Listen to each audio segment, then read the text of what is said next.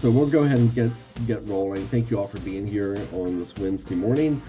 Um, we kind of started a little bit of a series last week with Corey, teaching a little bit, talking about the importance of getting your clients pre-approved before they ever go showing homes. And of course, that's probably everybody's ultimate goal is to do that. It doesn't always work out like that, but that's probably everyone would like to get them pre-approved before you go showing homes for sure. So today we're kind of continuing part two, a little bit of that, not really talking about the pre-approval piece a whole lot, but we're trying to install what happens when you start the conversation with a brand new client. Like, do you meet them right at the beginning at the home to see the home, or are you actually taking a little bit of time to build some rapport with them up front? And the importance really of doing that. So it's really the buyer consultation is what we're talking about today. When we think about sometimes a buyer consultation, or maybe you've heard of a listing presentation that you do. uh, It used to be, and I've been doing this for a really, really, really long time, probably longer than some of you have been on the planet. But there used to be times people used to go in doing these consultations with like a presentation book of why they need to use you, or you would be explaining to them what you're offering in your service, that kind of thing.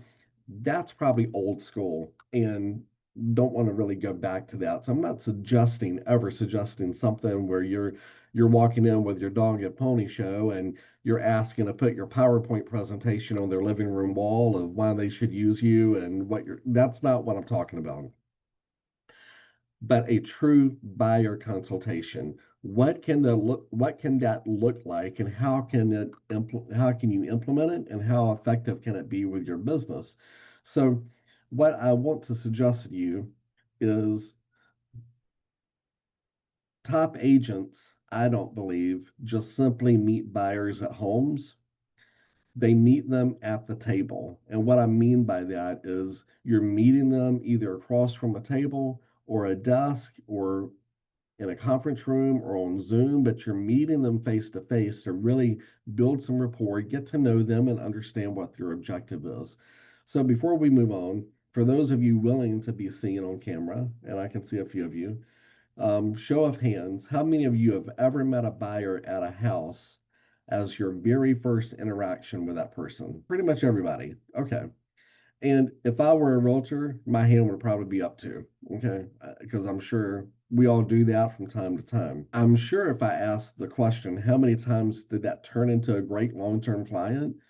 The odds of that happening from time to time are still relatively good. They can still turn into great long term clients, right? However, if we can back up just a little bit, and before we get to the place where we're just immediately going to meet them at a home in the beginning, do we have more of an opportunity to build a deeper relationship with the client if we're taking a few minutes up front, even if it's on Zoom, even if it's by telephone, to take a few minutes, answer some questions before we go meet them at the open house or meet them at a house to show? And I feel like the answer to that is yeah, you're going to have a better opportunity to go deeper with them if you can take some time up front to meet with them. Me being a salesperson just like you, sometimes what feels productive in the moment is often the least effective long term result. I hope you hear that. What sometimes feels most productive in the moment is often the least effective long term.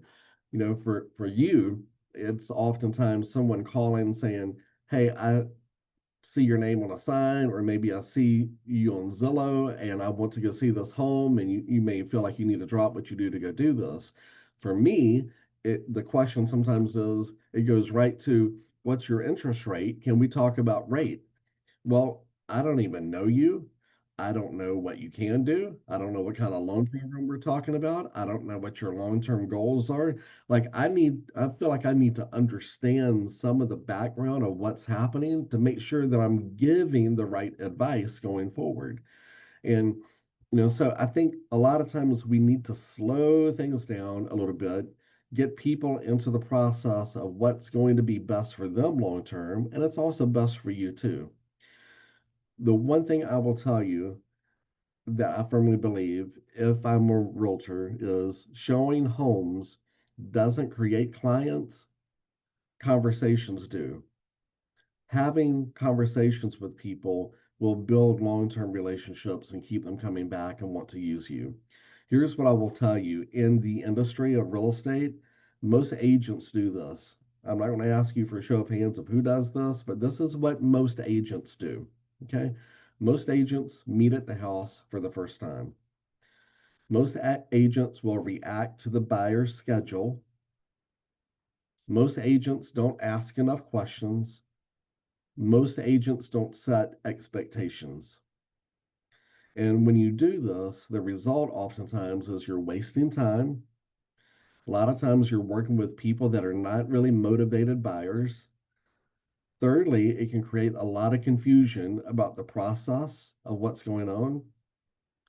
And it can also create ghosting if you've ever been ghosted before. And I think all of us have been in sales at some point. It can create a ghosting effect where your clients just stop communicating with you. So when you skip the consultation up front, I think it's a good chance you may inherit chaos in all of it. So we don't want to skip the conversation. And if you don't set the process up front with how you work, guess who will? The client. Okay. So we're all professionals, and I think it's super important to come across like that too. So most agents also think if I don't show them the home immediately, I'll lose them. Have any of you ever had that thought too? Like, if I don't take care of this right away, they're just going to call the next agent that will show it, right? Again, I can flip it to what I do. If I don't give them a rate right away, they're just going to call a lender that's going to give it to them right now. Okay. So we all have a little bit of fear of missing out, and that's natural. It's a natural thing to have. But if they don't meet with you for 15 minutes, do you think they're really going to commit to you for 3 months? Like I'm just talking with the buyer consultation, a 15-minute consultation, meeting with them up front, taking the time to build a little bit of rapport so you know what they're looking for and how you can really help them. Okay. So if they're not willing to take that 15 minutes with you, they're probably not going to commit with you for 3 months. Same thing in my world. If they're not willing for us to go through our process of Dixie, talking to them a little bit up front, getting to know them and understanding what their goals are for short term and long term, where they want their budget to be, if we're not taking the time to do that, they'll write a contract on Monday and shop me on Monday, or they'll write a contract over the weekend and shop me on Monday morning because we don't really have a relationship. We never had the opportunity to do it, right? So, serious buyers, please get this. I believe serious buyers value guidance, they see it as a valuable thing. Serious buyers respect structure, and serious buyers want clarity. Unqualified buyers often resist structure. Unqualified buyers often waste your time, and unqualified buyers often disappear. You don't lose good clients by setting standards. Honestly, you attract them. You don't lose good clients by setting standards. I believe you attract good clients. So let's talk about what a buyer consultation really may look like. Okay, so I believe, again, it's really like a 15-minute conversation you can do. It can be, I'm going to rank them in order of what I think is best. In person is really good. Um, Zoom is not far behind it. And then phone is last. But any face-to-face time you can get with somebody, I believe is good. I do recall this back in the old days of people selling real estate. And maybe you all have not been in it that long, but I remember back a long time ago, people actually used to put buyers in the back seat of their car and drive them around instead of just meeting at the house. So a lot of times you would meet them at your office, sit at a conference table, have a discussion, put them in the back seat of your car like an Uber driver, and drive them around and go see homes. Now, there's some benefits to having that because you get a lot of face time with people. Now, maybe you don't want anymore to go drive people around and put them in the back of your car. I would probably be with you on that, but meeting them at your office for the first time before you go somewhere and really getting to understand them. So, what are you trying to understand with them? Number one, understand what their goals are. Super important. One of the things that I think as a salesperson, we need to learn to do better is understand the why behind everybody making the decision, right? And a lot of times when you start understanding the why behind someone wanting to buy a home, it's going to help you have a deeper relationship with them. I remember years ago we were talking to someone and we had worked on a pre-approval process, and in the beginning we're talking about why they were looking to move. And I remember going deep with them about two or three times with why are you looking to move? What's important to you about this? What's important to you about this? And the bottom line was they had a teenage daughter who had severe autism, and what was really important with them was being in a certain area where she could get the attention she needed in a certain school. That's what's important. Well, when I understand why somebody is moving with that kind of reasoning, number one, do you think my empathy level goes up a little bit with my client because I understand that? Absolutely.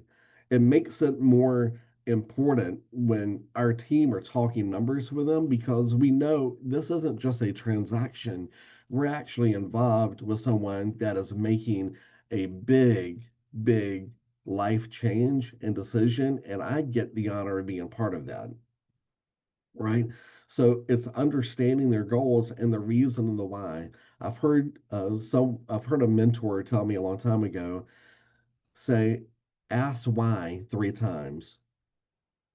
And when you start going deeper, you start understanding your clients a whole lot better. So part of your buyer consultation is understanding their goals. Another thing that you need to understand is what is their timeline. And often, someone may tell us their timeline is we're not in a hurry. In fact, our lease may not end for another 6 months. So we're thinking we're in a slow process here, and then they'll see a home and want to pull the trigger the same weekend. That can happen, right? But understanding what is their timeline and wanting to buy. So this is a good question, I think, especially for those that may reach out to you when it's not the most convenient. Because a lot of times we feel like we get a call, we need to take care of it right now. But if their timeline, they're going to tell you up front is, like, is there a home you see right now that you want to go act on? That's one thing. But if your timeline is, we're starting the process and we're thinking maybe in the summer before school starts back in the fall, that would be a good time to be able to purchase a home before school starts back. Okay. Well, if that's the case and they're calling me on April 1st, I know I don't need to break other commitments, especially with my family today. I can schedule a time to meet with them in the next few days that's convenient with my calendar and their calendar and get to know them and start the process. So understanding their timeline is really good. The next one leads into what we talked about last week, confirming their financial readiness to start moving forward. So understanding their goals, understanding their timelines, and then making sure that they have talked to a lender to get not pre-qualified, to get pre-approved. Okay. So if you ever wonder, there is a difference between a pre-qualification and a pre-approval. And if you're not sure what that is, please reach out to me and I can let you know. But you want to make sure that they are pre-approved. And then part of the 15-minute buyer consultation too is explaining your process. How do you work? And especially for people that have never been through the process before, they're very unclear what it all looks like. Like, do they call the agent with a sign on the front yard? Like, we may think because we are in real estate and mortgages, you would never do that. But a client buying their first home, they may not understand that they shouldn't call the number on the yard sign and at the home. Help them understand what the process is of buying a home. You need to talk to them as if they've never done it because they never have. Or even people selling a home and buying a home for the first time, they are clueless how everything just magically comes together when they buy and sell and how where the money, what happens with the money, they're very clueless. So explain the process, explain how you work. Okay. So it is not a long presentation. It isn't a sales pitch. You're not trying to sell them. This and it's not a lecture. It's really just building rapport with them. So again, understanding their goals, understanding their timeline, make sure they're financially ready to move forward, and then explaining your process. That's what it is. It's not about impressing them, it's about understanding them. Here's some great ways you can build rapport. Step one, tell me a little bit about what has you thinking about moving. That's a great question. Tell me a little bit about what has you thinking about moving. Step two, what is gauging their motivation? What's prompting the move? What would the ideal outcome look like for you? Maybe you have them, maybe it's a question. Tell me what your dream home looks like. If we could paint what the right house looks like for you, what does that look like? Okay. The timeline piece. Are you thinking 0 to 3 months, 3 to 6 months, or just starting to explore real estate? The financial readiness piece. Have you had a chance to connect with a lender yet? If not, perfect. That's actually step one. So we know exactly what options you may have. Now, I want to hang out here for just a minute because I am a little bit biased with this question, okay? For obvious reasons. So sometimes and oftentimes, a person may tell you, yes, we've already been pre approved with a lender. And I think it's super easy for maybe a newer agent. You don't want to upset the apple cart, so you just roll along with that. But let me just ask you, would you rather have your client working with someone you know that you can trust and they can trust, or just be able to know that they have a pre approval letter from anyone? Because anyone may not close the loan on time, just anyone may give very inaccurate closing cost. Just anyone may tell them they're pre approved and they're really not. Like this stuff happens in real life. We closed one yesterday that another lender actually started the process and completely denied. Okay. This is where sometimes having a lender that's got a little bit of experience can figure things out and get the job done. So when you get to someone that says, yes, I have been pre-approved, ask them where. And if it's somebody that you trust, great. But if you're never worked with them before, if you don't think it's a trustworthy lender, it is the right thing to do for your client and for yourself to say, can I please have you talk to someone that I know that's local to the area and that I trust, I know will close your loan on time and will give you accurate numbers. It's super, super important because there's nightmare stories that happen with lenders. And I just want you to be 100% certainly confident in what you're doing. It's okay to have that conversation. Okay. You're the expert. People are coming to you because they want to be guided. Remember, I said that up front. People that want long term commitments, they expect and want to be guided. So give them the guidance when it comes to the financial piece. It's okay. Step five, after the financial readiness piece, set the right expectations. This is where you position yourself to be the expert. Say things like, here's how I typically help buyers. We start with a pre-approval. We look at homes. We write strong offers. I guide you through the entire process. My job, and here's a great line. If you don't write anything else down, I would write this down because I think this is a great, great line that if I were a realtor, I would be giving. My job isn't to just show you homes. My job is to help you make the best decision possible. My job isn't to just show you homes. My job is to help you make the best decision possible. Okay? That's what you do. That's why you earn your money. And what you guys earn is well worth every single penny, but that's why you earn your money. You're there to help them make the best decision possible, not to just simply show up and open the super lock box and grab a key and take them inside, right? You're there to help them make the best decision possible. Give them clarity throughout the entire transaction. So, what's one of the things I understand? One of the objections you may get, can we just go see the house first? Right? I'm sure that's a common one. A great response could be absolutely. And I want to make sure when we go, we're looking at the right homes and you're fully prepared if it's the one. That's why I like to spend 15 minutes up front getting everything aligned. Okay. You're not really delaying them, you're just preparing them. So the consultation doesn't slow the process down, it actually speeds the right parts up. In doing all of this, you're not just a real estate agent anymore opening homes. You actually, I believe, become a true advisor.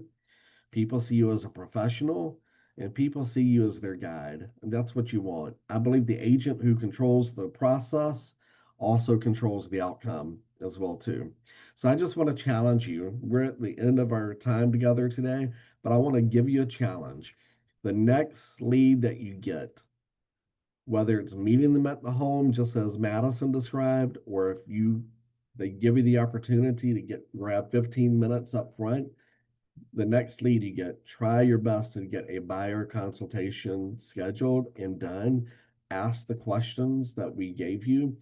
Um, be be bold when it comes to the financial piece, and you're the expert.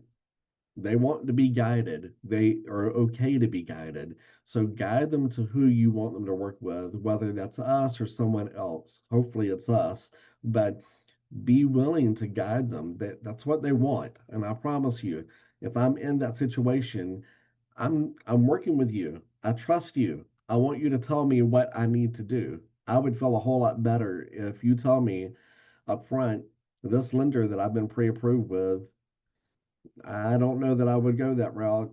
I would want to know that before I get 3 weeks into the process and then see it for myself, right? So be bold with that piece. Um, you're not in business of opening doors. You're in the business of helping guide decisions. That's really what you do. And you're changing lives financially and doing it, which is a really, really cool industry to be in. I think you all and my team truly, truly blessed to be doing what we do. So thank you guys for being here. If you have any questions, we're at 10:28. If you have any questions or snide remarks or whatever, feel free to send an email to me and let me know. It's jsweat@ihmcloans.com. But I hope you all have a great rest of the Wednesday. We'll talk to you later. And happy Easter. We'll talk to you before.